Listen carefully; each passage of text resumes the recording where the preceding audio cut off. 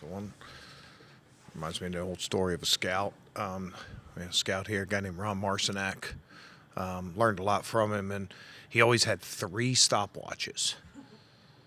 And he was just so like attention to detail and everything else. He had 3 stopwatches, and he had this thing like there was one time another scout asked like, "Hey, my watch the battery went bad. Hey, you got let me use one of your stopwatches." And he goes, "No, I can't let you use that." It's like, "You got 3 of them."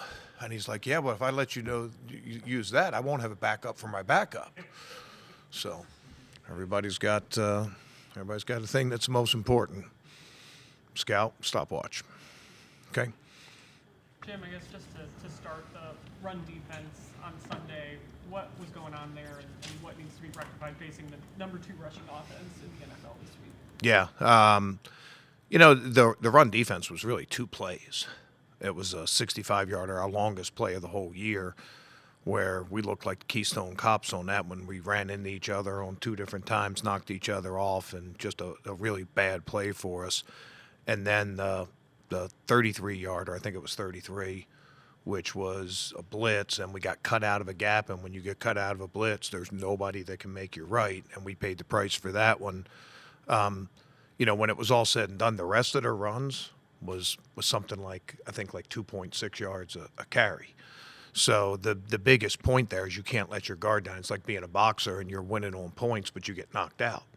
Not a good result. And for us, whatever. Yeah, I mean, you're on offense, and you run up 500 yards of offense, but you throw 4 interceptions. You can't say, well, we were great except for the 4 interceptions, and that's the way defense is too. And, not only a big emphasis on the run game, these guys can run the ball. I mean, they ran up almost 300 yards rushing on Philly. So it's enough to get your attention. It's December football. It'll be cold in the game.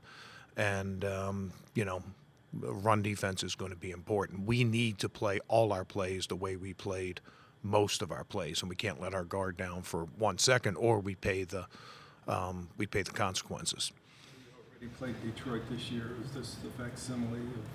Yeah, there's a lot of similarities in scheme, but also a little bit in personnel and the way they use some of their guys. The 2 backs, obviously Detroit has Gibbs and Montgomery, sort of a outside-inside kind of threat. And, Swift gives them a lot of things that Gibbs gives them. And I know I'm going to butcher this kid's name, Manangai. That guy gives you a hammer, sort of like Montgomery. I'll tell you what, I got a lot of respect for that kid. He is a hard runner. He was a late-round draft pick, not the biggest guy in the round, but there's nothing to hit on him. He's shaped a lot like Gente, and that gives them that good 1-2 punch. A lot of the similar kind of play-action stuff. They're a heavy run play-action team. All their wide receivers will block the same way that Detroit's will, and all their guys are good run after the catch guys. So yeah, there's more similarities than just scheme. They're trying to place personnel the same way. Tight ends are good. It's really a solid group across the board. A lot of guys that can make plays, and the biggest thing is the run game, and then Caleb Williams sort of making plays off schedule. Like we face Lamar Jackson a couple times a year. We face, Justin Fields. We're going to have every bit as much hands on deck to stop quarterback scrambles as we do with those guys. Because, Caleb, he looks like Fran Tarkenton out there sometimes. He's got eyes in the back of a head. Like, I saw a stat somewhere that, like, he has like 30-some unblocked blitzers or rushers, and he's taken 0 sacks on those guys. So he just has the ability to see them coming, somehow eyes in the back of his head, make guys miss, and then expend and extend plays. And when he does, he threatens the entire field. He can throw across his body 50 yards down the field, and he can dot an I when he does it.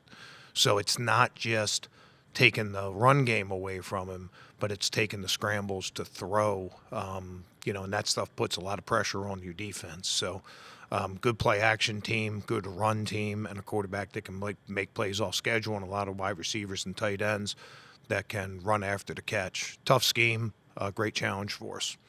that the Titans maybe put out there sort of a formula for how to mitigate miles? I mean, are the Bears going to kind of try to do the same things to keep Miles from getting that sack record? I think the biggest thing in that game was just running the ball. I mean, it's hard to get a sack when it's a run play. And even though, I'll keep beating on my same horse, or whatever, beating on the same drum, whatever the expression is there.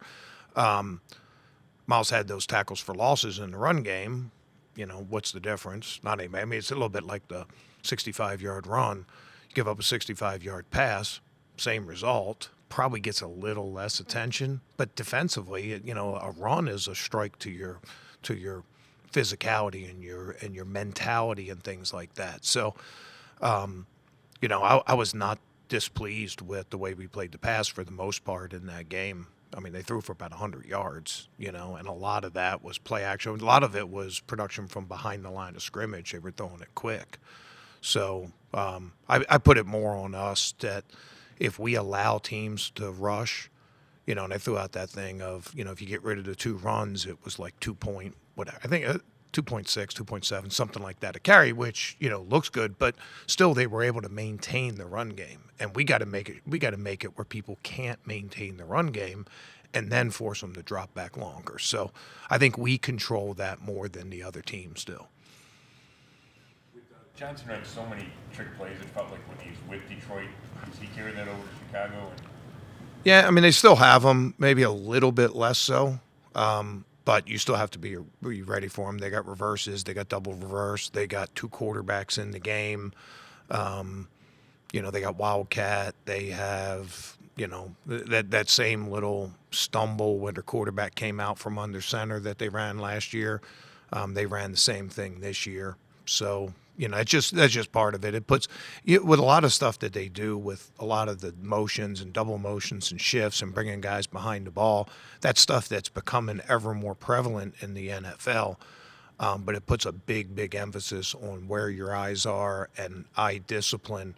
And if you take a bad step, they can make you pay for it. Well, it's the same thing with trick play kind of things. If you take your eyes off of it the wrong time, it's going to make you look bad. So it's just more of an emphasis on doing your job, watching what you're supposed to watch at, being disciplined with your eyes, and then playing with physicality once you make that decision, once you read your key. The big difference in their offense is that they don't get 70% completions like Detroit does. What accounts for that? Is it just a young quarterback? No, I think it's more where their passes are going. They're pushing the ball down the field a lot.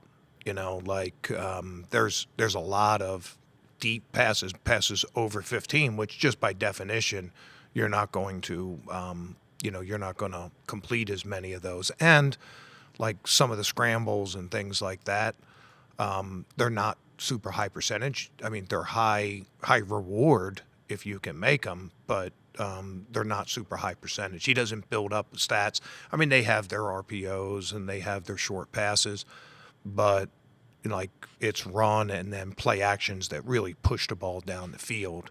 And I think you probably see that a little bit more in the completion percentage, but maybe less so in the yards per attempt and things like that. You finished the game without Denzel, and we talked to him yesterday, and he said he's still trying to get that calf right. Do you change a lot schematically if you don't have it? Well, yet to be seen. And I always let Kevin speak on injuries and things like that. When we've lost guys at different times in the year, this year, we really haven't changed anything mid-game. Yet to be seen if it would be changed before the game.